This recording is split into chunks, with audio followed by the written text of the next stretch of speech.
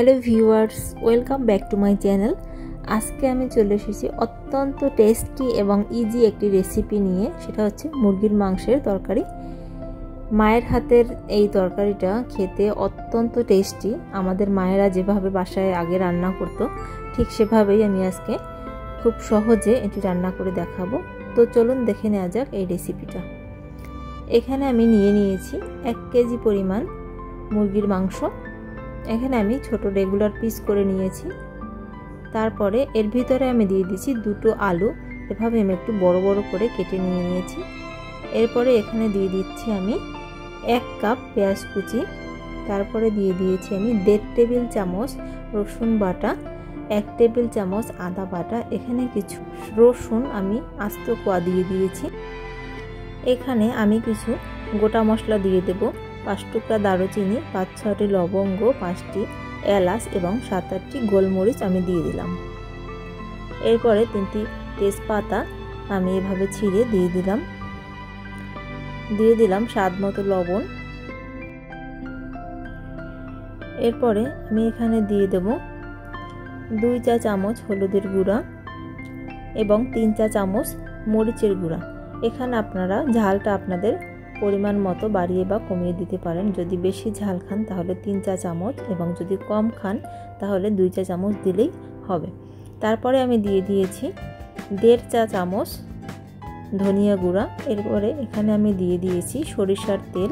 আমি সরিষার তেলটা 1.5 কাপের মতো সরিষার তেল দিয়ে দিয়েছি। এরপরে আমি খুব ভালোভাবে মাংসের সাথে মশলাগুলোকে মাখিয়ে নেব। এখানে যদি হাত দিয়ে মাখিয়ে নেন তাহলে খুবই ভালো হবে। আমি হাত দিয়ে মাখিয়ে নিচ্ছি এভাবে। আপনারাও চেষ্টা করবেন হাত দিয়ে মাখিয়ে নিতে।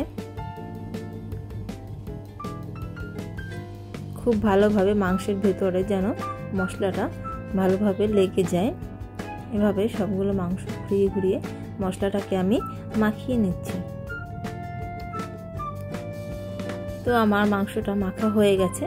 এরপরে আমি মাংসটাকে রেস্টে রেখে দেব 20 মিনিট। এভাবে ঢাকা দিয়ে আমি রেখে দিচ্ছি। তো ফিরে এলাম 20 মিনিট পরে। চুলায় আমি একটা পাত্র বসিয়ে দিয়েছি এবং এর ভিতরে সামান্য একটু তেল দিয়ে দিয়েছি। তেলটা গরম হওয়ার পরে এর ভিতরে আমি মেখে রাখা মাংস দিয়ে দিচ্ছি। মাংস কষানোর সময় চুলার আঁচ অবশ্যই মিডিয়াম আঁচে রাখতে হবে। এরপরে আমি বাটিতে একটু পানি দিয়ে ধুয়ে সামান্য একটু পানি দিয়ে দিলাম। মাংস রান্নার যেগুলো মশলা আমরা উপকরণগুলো দেই এগুলো যদি পরিমাপ মতো হয় এবং মাংসটা যদি কষানো ভালো হয় তাহলে কিন্তু মাংস রান্নাটা অনেক টেস্টি হয়। তো এভাবে আমি মাংসটা খুব ভালোভাবে নেড়ে চেড়ে কষিয়ে নেব।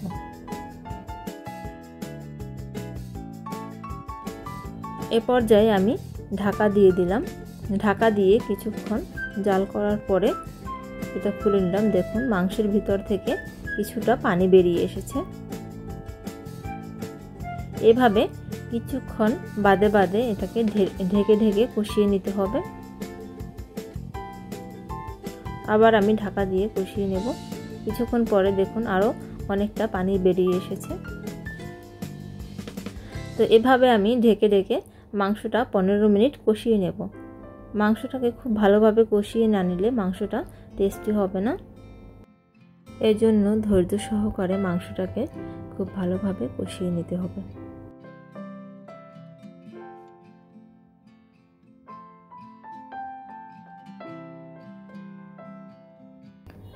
আমার মাংসটা কষানো হয়ে গিয়েছে। দেখুন মাংস থেকে তেল ছেড়ে দিয়েছে। এ পর্যায়ে আমি গরম পানি দিয়ে দেব। অবশ্যই মাংস কষানোর পরে গরম পানি দিতে হবে। যেহেতু এটা ব্রয়লার মুরগি এই জন্য অনেক বেশি পানি দেওয়ার দরকার নেই। মাংসের সমান সমান পানি দিলেই হয়ে যাবে। দেশি মুরগি যদি হয় তাহলে একটু বেশি পানির প্রয়োজন হয়। এভাবে আমি ঢেকে এটাকে রান্না করব 20 মিনিটের মতো। মাঝে মাঝে অবশ্যই ঢাকা খুলে নেড়ে নিতে হবে। ফিরে এলাম 20 মিনিট পরে। দেখুন আমার মাংসের ঝোলটা অনেকটা গাঢ় হয়ে এসেছে। এ পর্যায়ে আমি দিয়ে দিলাম হাফ চা চামচ ভাজা জিরার গুঁড়া এবং 1 চা চামচ গরম মশলার গুঁড়া। ভাজা জিরার গুঁড়া এবং গরম মশলার গুঁড়া দিয়ে খুব ভালোভাবে মাংসের সাথে মিশিয়ে নিয়ে এটাকে আমি একদম লো আঁচে ঢেকে রান্না করে নেব 2 মিনিট।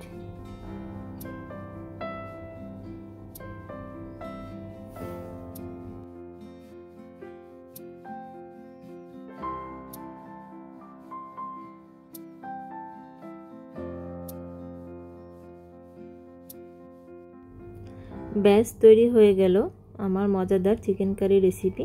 এই রেসিপিটা মূলত মায়ের হাতের চিকেন কারি রেসিপি। মা যেভাবে রান্না করে বাসায় ওভাবেই আমি ট্রাই করলাম। আসলে আমরা যত ভালোভাবেই রান্না করার চেষ্টা করি না কেন, মায়ের হাতের যে রান্নার স্বাদ সেটা কিন্তু অনেক মজাদার হয়। তো আমার এই চিকেন কারি রেসিপিটা যদি আপনাদের ভালো লাগে তাহলে অবশ্যই আমার চ্যানেলটি সাবস্ক্রাইব করে আমার পাশে থাকার অনুরোধ রইল। নতুন নতুন ভিডিও পেতে সাবস্ক্রাইব করে পাশে থাকা বেল আইকনটি অবশ্যই প্রেস করবেন, তাহলে আমি যে নতুন ভিডিও দেব ওগুলোর সাথে সাথে নোটিফিকেশন আপনাদের কাছে চলে যাবে। তো আমার ভিডিওটি দেখার জন্য এবং আমার পাশে থাকার জন্য সবাইকে অসংখ্য ধন্যবাদ।